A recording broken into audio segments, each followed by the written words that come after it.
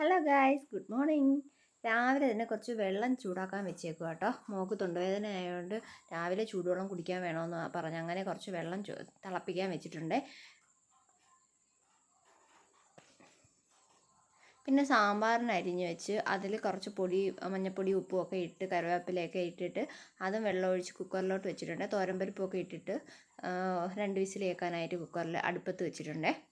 അപ്പോഴത്തേക്കും വെള്ളം ഒരു ഏകദേശമൊക്കെ കുറച്ചൊന്ന് ചൂടൊക്കെ മാറി, എങ്കിലും അത്യാവശ്യം ചൂടുണ്ട് കേട്ടോ. ഞാൻ പിന്നെ അത് തിരിച്ച് ഒഴിച്ച് തണുപ്പിച്ച് കൊടുക്കാമെന്ന് വിചാരിച്ചു. അങ്ങനെ അതും ഫ്ലാസ്കിലോട്ട് ഒഴിച്ച് മാറ്റി വെച്ച് പിന്നെ മീൻ കണ്ടിച്ച് വെച്ചിട്ടുണ്ടായിരുന്നേ. അത് ഞാൻ നന്നായിട്ട് പൊടിയൊക്കെ ഇട്ട് തിരുമ്മി അതും വറുക്കാനായിട്ട് അങ്ങോട്ട് മാറ്റി വെച്ചേ. ഇന്ന് കുറച്ച് പൊടിയേ ഇട്ടുള്ളൂ കേട്ടോ. കാരണം നല്ല എരിവാണെന്നുണ്ടെങ്കിൽ മോള് കഴിക്കത്തില്ല. തൊണ്ടവേദനയും ജലദോഷമൊക്കെ ആയതുകൊണ്ട് ഒട്ടും കഴിക്കത്തില്ല. അതുകൊണ്ട് ഞാൻ ഇച്ചിരി പൊടി കുറച്ചായിട്ട്, എരിവ് കുറച്ച് മതിയെന്ന് വിചാരിച്ചു.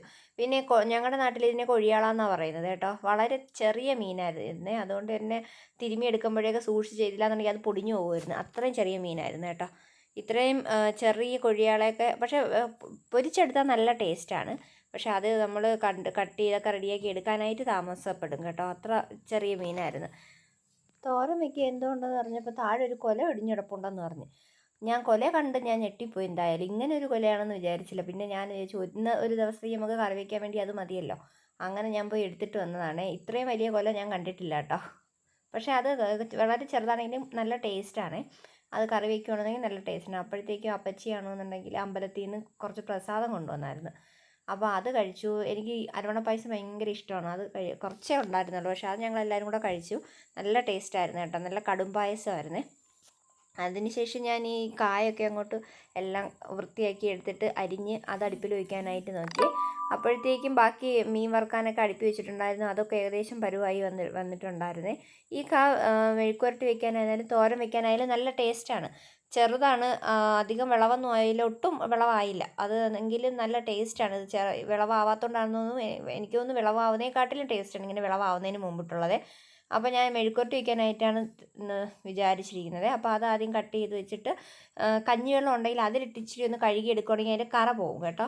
എന്നിട്ട് സവാള അരിഞ്ഞിട്ട് ആവശ്യത്തിന് വേവാനുള്ള വെള്ളവും ഒഴിച്ച് ഉപ്പും ഇട്ട് ആവിയേറ്റാൻ വെച്ചേക്കുവാണ്.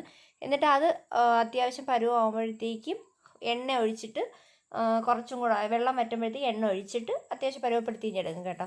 അപ്പോഴത്തേക്ക് സാമ്പാർ വിസിലിട്ട് അത് എല്ലാം പോയിട്ടിരിക്കുമായിരുന്നു. അങ്ങനെ ഞാൻ അടുപ്പത്ത് ചീനിച്ചട്ടിയിൽ അത് താളിക്കാനുള്ള ഐറ്റംസ് എല്ലാം കൂടി ഇട്ട് വെച്ചേക്കുവാണേ. അതെല്ലാം കൂടെ റെഡിയാക്കി സാമ്പാറും റെഡിയാക്കിയിട്ടുണ്ടേ.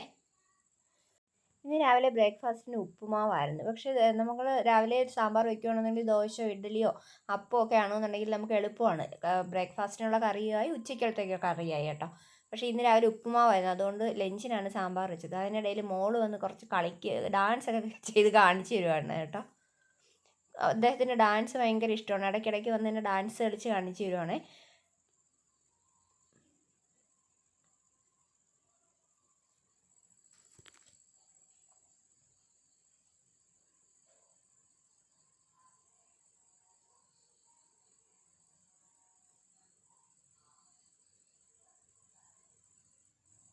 അപ്പോഴത്തേക്ക് അടുപ്പിൽ മെഴുക്കുവരട്ടി ഇരിപ്പുണ്ട്. അതുപോലെ സാമ്പാറിന് താളിക്കാനുള്ളതും വെച്ചിട്ടുണ്ട്. അതിനകത്ത് വെണ്ടയ്ക്കയും തക്കാളിയൊക്കെ ഇട്ട് ഞാൻ വെച്ചേക്കുവാണ്. അതുകൊണ്ട് ഇച്ചിരി ഒന്ന് വേവുള്ളത് കൊണ്ട് ഒന്ന് വഴറ്റിയെടുക്കണമല്ലോ. അതുകൊണ്ട് ഞാൻ ഫ്ലെയിം കുറച്ചിട്ടേക്കുവാണേ.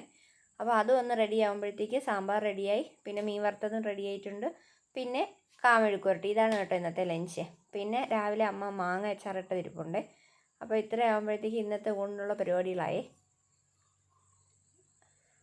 അപ്പോൾ നമ്മുടെ കായ ഏകദേശം ഒന്ന് വെന്ത് വന്നപ്പോഴത്തേക്ക് ഞാൻ കുറച്ച് വെളിച്ചെണ്ണയും കൂടെ ഒഴിച്ച് ഒന്ന് ഇളക്കി എടുക്കുന്നുണ്ട്.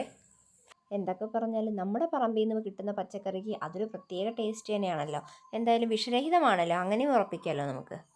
പന്നിശല്യം ഉള്ളതുകൊണ്ട് ചീനിയും ചേനയും ചേമ്പും ഒന്നും നമുക്ക് കിട്ടത്തില്ല. ഉച്ചയായപ്പോഴത്തേക്ക് വയറ്റിൽ നിന്ന് വിളി വന്നപ്പോഴത്തേക്ക് ഞാൻ ആഹാരം കഴിക്കാനിരുന്നു. അമ്മയും അനിയത്തിയൊന്നും പിന്നെ ക്യാമറയ്ക്ക് മുന്നിൽ വരാത്തതുകൊണ്ടാട്ടോ അവരെയൊന്നും കാണിക്കാത്തത്. പിന്നെ മോക്കാണെന്നുണ്ടെങ്കിൽ കഞ്ഞി മതി, ജലദോഷം ആയതുകൊണ്ടൊന്നും വേണ്ട, ചോറ് വേണ്ട എന്ന് പറഞ്ഞിട്ട് നിർബന്ധം പിടിക്കുമായിരുന്നു.